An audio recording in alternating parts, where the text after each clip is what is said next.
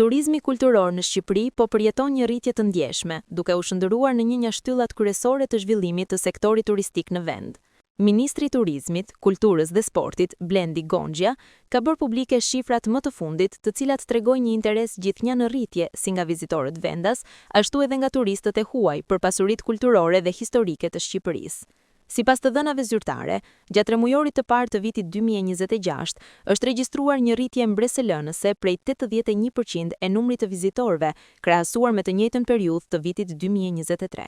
Në total, 10 mijëra vizitorë kanë zgjedhur të eksplorojnë muzeet dhe parqet arkeologjike të vendit, ku 39 presje 338 prej tyre kanë vizituar muzeet kombëtar, ndërsa 53 presje 580 të tjerë janë drejtuar drejt parqeve arkeologjike, kalave dhe monumenteve të trashëgimisë kulturore. Në krye të listës për nga numri i vizitorëve, renditet Kalaja e Shkodrës, e njohur si një nga atraksionet më të rëndësishme historike në veri të vendit, me 16.309 vizitorë. Pozicioni strategjik dhe historia e pasur e kësaj kalaje e bëjnë atë një pikë kyçe për turistët që udhëtojnë drejt Alpeve shqiptare, duke e kthyer Shkodrën në një portë hyrëse të rëndësishme për turizmin malor dhe aventuror.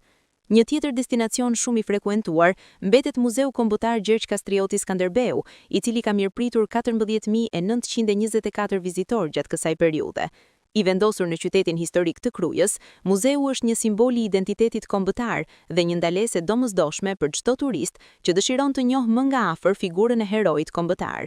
Lista vijon me Kalaja e Gjirokastrës, një monument i trashëgimisë botërore që ka tërhequr 13.460 vizitorë, si dhe Parku Kombëtar i Butrintit, një nga sitet më të rëndësishme arkeologjike në rajon, me 9.160 vizitorë.